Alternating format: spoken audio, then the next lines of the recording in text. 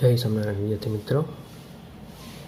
ધોરણ 6 ગણિતમાં આપણે સ્વાધ્યાય 3.3ના દાખલા ગણીએ છીએ. તેમાં છઠ્ઠો પ્રશ્ન છે, નીચે આપેલી સંખ્યાની દરેક ખાલી જગ્યામાં સૌથી નાનો અને સૌથી મોટો અંક લખો જેથી તે સંખ્યાને 11 વડે ભાગી શકાય. તો આવો આપણે પ્રશ્ન 5માં જોઈ ગયા છીએ, જેમાં આપણે 3 વડે ભાગી શકાય એવું કીધું હતું. હવે એવું ને એવું અહીંયા શું છે તો કે 11 વડે ભાગી શકાય એવું કીધું છે. તો પહેલી આપને રકમ આપેલી છે એમાં 92, પછી ખાલી જગ્યા 389. હવે આવડી મોટી ખાલી જગ્યા છે એમાં એક જ અંક લખવાનો છે, બરાબર. તો હવે આપણે શરૂઆતમાં તો કે જે ખાલી અંક છે ખૂટતો અંક એના બરાબર આપણે x ધારીએ. તો ખૂટતો અંક બરાબર x. હવે તો કે x એટલે તો ગમે એ સંખ્યા હશે, બરાબર. તો હવે સંખ્યા શું બની ગઈ આપણી પાસે તો કે સંખ્યા હવે થઈ ગઈ 92, પછી ખૂટતો અંક છે અહીંયા x 389 થઈ ગયા. હવે 11ની ચાવી શું કહી છે તો કે જમણી બાજુથી એકી સ્થાનનો સરવાળો અને જમણી બાજુથી બેકી સ્થાનનો સરવાળો બેયનો તફાવત કેવો થવો જોઈએ, 0 અથવા તો 11નો ગુણક. તો પહેલાં અહીંયા આપણે સરવાળા લઈ લઈએ એકી સ્થાનના અને બેકી સ્થાનના. તો અહીંયા લખીએ જમણી બાજુથી એકી સ્થાનનો સરવાળો. હવે એકી સ્થાન કયા કયા થશે તો કે આની અંદર જોવાના હોય તો કે એક આ થાય, પછી આ 3 થશે અને 2 થશે, બરાબર. તો અહીંયા આવશે 2 + 3 + 9 બરાબર. તો કે 2 ને 3 5, 9 ને 5 14.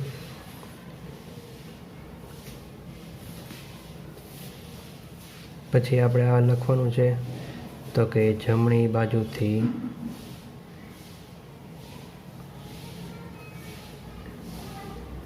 બેકી સ્થાનનો સરવાળો. બેકી સ્થાનમાં કોણ કોણ આવશે તો કે આ આવશે 8 આવશે, પછી x આવશે અને 9 આવશે.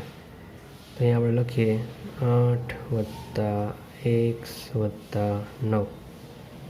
હવે xની કિંમત ખબર નથી એટલે 8 ને 9 કેટલા થયા 17 વત્તા શું વધ્યું છે x. તો એકી સ્થાનવાળાનો સરવાળો 14, બેકી સ્થાનવાળાનો સરવાળો 17 + x. હવે આપણી પાસે બે શરત છે, જેમાં તો કે પહેલાં તો તફાવત કેવો થવો જોઈએ 0. તો અહીંયા લખીએ આપણે પહેલી શરતમાં કે બંનેનો સરવાળો બંનેના સરવાળાનો તફાવત 0 થવો જોઈએ. તો હવે આ પહેલું અને બીજું આપણે એવું લાગે તો અહીંયા આ 1 નંબર અને આપણે આ 2 નંબર, બરાબર, એટલે ખબર પડી જાય. તો આ બેયનો આપણે હવે તફાવત લઈએ. તો તેથી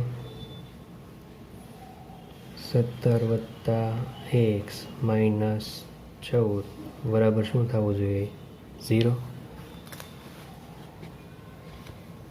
હવે તેથી કૌંસ ખોલી નાખો એટલે 17 + x - 14 બરાબર 0.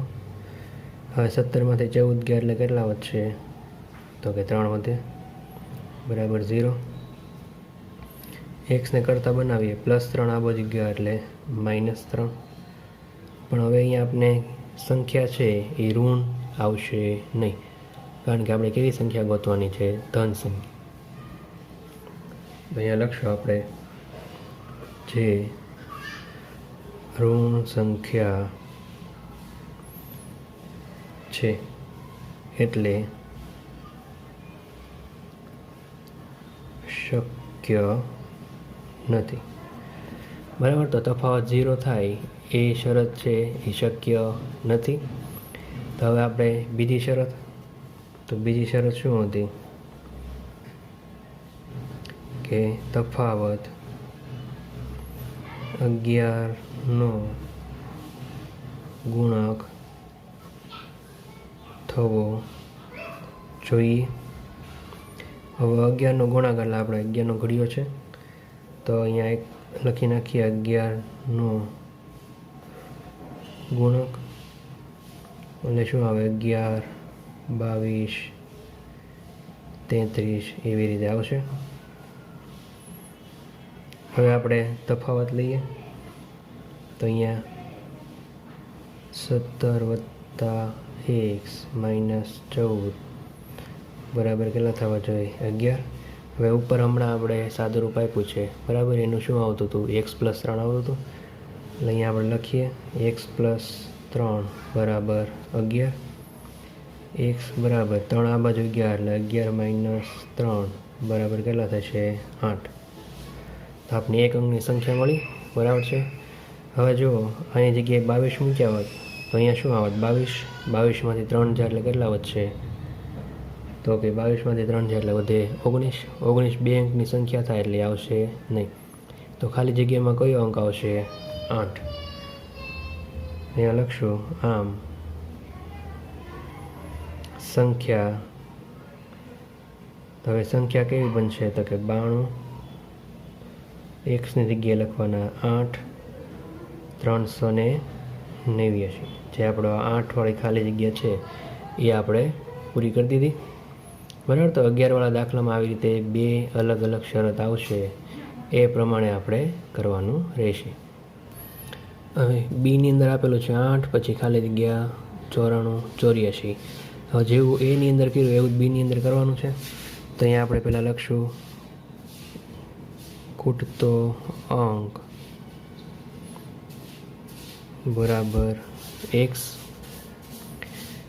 પછી એના કારણે સંખ્યા શું થઈ જાય તો સંખ્યા થશે 8x 94, 84.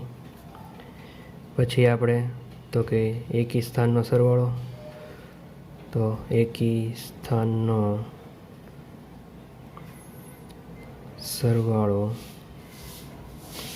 બરાબર. તો જમણી બાજુથી કોણ આવે છે તો કે પહેલાં 4 આવે છે, પછી કોણ આવે પાછા 4 આવે છે, પછી કોણ આવે છે x, એટલે 4 ને 4 8 વત્તા x. પછી આપણે લખ્યું હતું કે બેકી સ્થાનનો સરવાળો, બેકી સ્થાનમાં કોણ આવશે તો કે 8 આવશે, તો 8 પ્લસ પછી કોણ આવશે 9, અને પછી કોણ આવે છે 8, એટલે કે 8 ને 9 17, 17 ને 8 થઈ ગયા 25. હવે આપણે શું કર્યું હતું તો કે પહેલી શરત હતી આપણી કે તફાવત 0 થવો જોઈએ. તો અહીંયા લખીએ તેથી 25 - 8 વત્તા x બરાબર 0.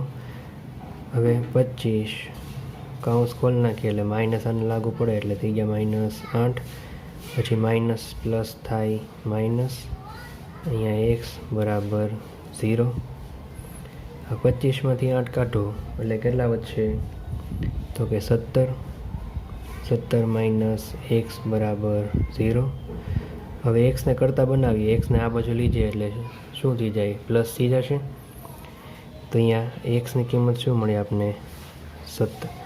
પણ અહીંયા આપણે એક જ અંક ગોતવાનો છે. આ કેટલા અંક મળી ગયા આપને 1 અને 2, 2 અંક મળી ગયા, તો આ ચાલશે નહીં ચાલે. તો અહીંયા આપણે લખશું 17 2 અંકની સંખ્યા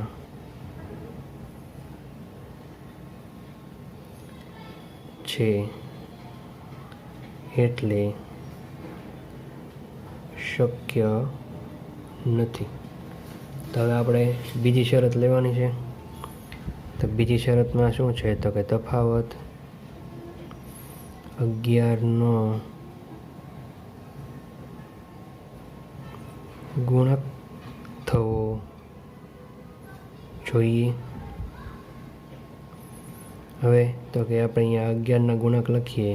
11ના ગુણક 11, 22 એવી રીતે આવશે. તો હવે પહેલાં અહીંયા તફાવતમાં તો કે અહીંયા આપણે ખબર પડી ગઈ હતી 17 - x આવે છે. તો 17 - x બરાબર પહેલાં લઈએ આપણે 11. હવે તો કે 11ને આ બાજુ લાવો એટલે માઇનસ થશે. 17 - 11 અને એક્સને આ બાજુ લઈ જાઓ એટલે પ્લસ થઈ ગયા. તેથી x બરાબર 17માંથી 11 ગયા એટલે કેટલા વધશે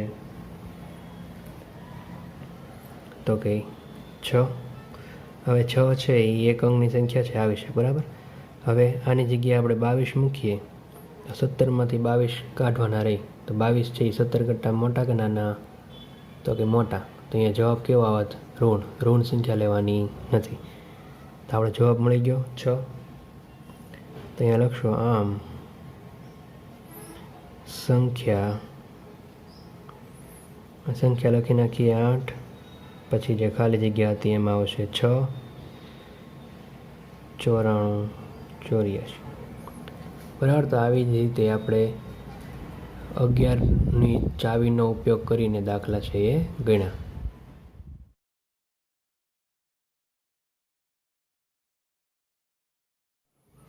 હવે આપણે આગળ અભ્યાસ કરીએ તો એમાં છે સામાન્ય અવયવ. હવે સામાન્ય અવયવ એટલે શું તો કે બધી જ સંખ્યાના સમાન અવયવ. તમને જે સંખ્યા આપેલી હોય એના અવયવ પાડીએ એમાં સરખા અવયવ હોય એને કહેવાય સામાન્ય અવયવ. દાખલા તરીકે આપણે 4ના અવયવ લખ્યા છે તો 4 કોના ઘડિયામાં આવે તો કે 1ના ઘડિયામાં આવે, 2ના ઘડિયામાં આવે અને 4 છે એ પોતાના ઘડિયામાં પણ આવે. તો અવયવ કયા કયા છે તો 1, 2 અને 4.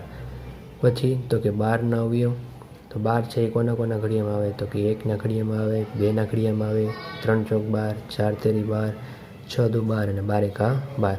તો આ બધા શું કહેવાય એના અવયવ. હવે સામાન્ય અવયવ તો જો કે આ બેમાં 1 છે તો કે આ 1 આવશે, બેમાં 2 છે તો આ 2 આવશે, બેમાં તો કે અહીંયા 4 છે અહીંયા 4 છે તો 4 આવશે, 3 અહીંયા છે 3 અહીંયા નથી એટલે નહીં આવે, 6 અહીંયા છે 6 અહીંયા નથી એટલે સામાન્ય ન કહેવાય. એવી રીતે 12 અહીંયા છે તો 12 અહીંયા નથી તો એને સામાન્ય કહેવાશે નહીં. તો તમે અવયવ પાડો બેમાં જે એક સરખા હોય એને જ તે સામાન્ય અવયવ કહેવાય બરાબર છે. હવે એના ઉપરથી આગળ એવું ગુરુત્તમ સામાન્ય અવયવ. આ ગુરુત્તમ સામાન્ય અવયવ એટલે તો કે સામાન્ય અવયવોમાં સૌથી મોટો અવયવ. તો જે સામાન્ય અવયવ આપણે કાઢીએ એમાંથી સૌથી મોટો જે અવયવ હોય એને શું કહેવાય ગુરુત્તમ સામાન્ય અવયવ. તમને બે સંખ્યા આપેલી હોય, બે સંખ્યાને આવી રીતે તમે પહેલાં અવયવ પાડો, એનો સામાન્ય અવયવ લખો, એમાંથી સૌથી મોટો અવયવ જે હોય એને કહેવાય ગુરુત્તમ સામાન્ય અવયવ. એને દર્શાવાય ગુસ્સા અ બરાબર. ગુરુત્તમનો ગુ, સામાન્યનો સા અને અવયવનો અ લીધો એટલે ગુસા અ અને ઇંગ્લિશમાં કહેવાય HCF બરાબર. હવે ઉદાહરણ ઉપરનું જ છે. તો 4ના અવયવ 1, 2, 4 છે. 12ના અવયવ છે 1, 2, 3, 4, 6 અને 12. તો આ બેમાંથી સામાન્ય અવયવ કયા કયા હતા તો કે 1, 2 અને 4 હતા. હવે જો આ 3 સંખ્યા છે એમાં સૌથી મોટી સંખ્યા કોણ તો કે 4 છે. તો 4 અને 12નો ગુસ્સા શું થાય 4 છે બરાબર. તો જે સામાન્ય અવયવ છે એમાં સૌથી મોટી સંખ્યા એ બે સંખ્યાનો ગુસ્સા થાય. હવે ગુસ્સામાં યાદ રાખવાનું કે અવિભાજ્ય સંખ્યા હોય એનો ગુસ્સા હંમેશા એક જ મળે બરાબર. કેમ કે અવિભાજ્ય સંખ્યા છે એને 1 અને પોતા સિવાય એક પણ ઘડિયામાં આવશે નહીં, એનો ગુસ્સા કેટલો હોય 1. તો આ ગુરુત્તમ સામાન્ય અવયવ યાદ રાખવાનો આપણે. પછી આવે છે લઘુત્તમ સામાન્ય અવયવી. હવે અવયવી એ અલગ વસ્તુ છે, અવયવ અલગ વસ્તુ છે. અવયવ છે તે સંખ્યા છે કોના ઘડિયામાં આવે છે એમ કહેવાય, અને અવયવી એટલે છે તો સંખ્યા છે એના આપણે ગુણક લખવાના છે, એટલે કે એનો ઘડિયો લખવાનો છે, બરાબર. એને અવયવી કહેવાય એને. તો લઘુત્તમ સામાન્ય અવયવી એટલે કે બે કે તેથી વધુ સંખ્યાઓના સૌથી નાના સામાન્ય અવયવીને લઘુત્તમ સામાન્ય અવયવી કહે છે. તો અહીંયા અવયવી શબ્દ આવ્યો છે તે તમારે ખાસ ધ્યાન રાખવાનું રહેશે. હવે લઘુત્તમ સામાન્ય અવયવને દર્શાવાય લસા વડે, ઇંગ્લિશમાં કહેવાય LCM. હવે આપણે બે સંખ્યાનું ઉદાહરણ લઈએ તો 3 અને 5 છે, એનો લસા આપણે ગોતવાનો છે. તો અહીંયા પહેલાં 3ના અવયવી લખીએ. અવયવી એટલે 3નો ઘડિયો. તો 3 × 3, 3 × 6, 3 × 9, પછી એવી રીતે 12, 15, 18, 21, 24, 27, 30 એવી રીતે અનંત સુધી આવશે. પછી 5ના અવયવી લખીએ તો 5નો ઘડિયો 5, 10, 15, 20, 25, 30 એવી રીતે આવશે. હવે 3 અને 5ના સામાન્ય અવયવ કયા થાય તો કે 3નો ઘડિયો 10 સુધી તમે પૂરો કરો તો 30 આવશે. એવી રીતે 5નો ઘડિયો છે, તમે 5 × 6 = 30, તો બેમાં એક તો 15 સરખા છે, આ 15 અને આ 15 સરખા છે. એવી રીતે અહીંયા કંઈક એને 30 આવ્યા હશે અને અહીંયા 25 અને પછી 30 આવે છે. તો આ બે સરખા છે. તો આપણે અત્યાર પૂરતી આ બે લીધા છે. તો 3 અને 5ના સામાન્ય અવયવી. તો સામાન્ય અવયવી કયા છે? 15 અને 30 છે, બરાબર. હવે એમાં સૌથી નાનો અવયવી તો કે 15 અને 30માં સૌથી નાનું કોણ તો કે 15, બરાબર. તો 3 અને 5નો લસા કહેવાય 15. તો લસામાં યાદ રાખવાનું છે લઘુત્તમ છે એટલે નાની વસ્તુ ગોતવાની, ગુસ્સામાં ગુરુત્તમ છે એટલે મોટી વસ્તુ ગોતવાની, બરાબર. તો લસા ગુસ્સા આવી રીતે ગોતવાના આવે. હવે લસાની અંદર પણ છે કે અવિભાજ્ય સંખ્યાઓમાં લસા તે સંખ્યાઓના ગુણાકારથી મળતી સંખ્યા છે, બરાબર. તો અવિભાજ્ય સંખ્યાઓ એનો લસા તમને કાઢવાનો કહે તો એમાં શું આવશે તો કે એ બે સંખ્યાનો આપણે ગુણાકાર કરીએ અને જે જવાબ મળે એ બે સંખ્યાનો શું કહેવાય? લસા.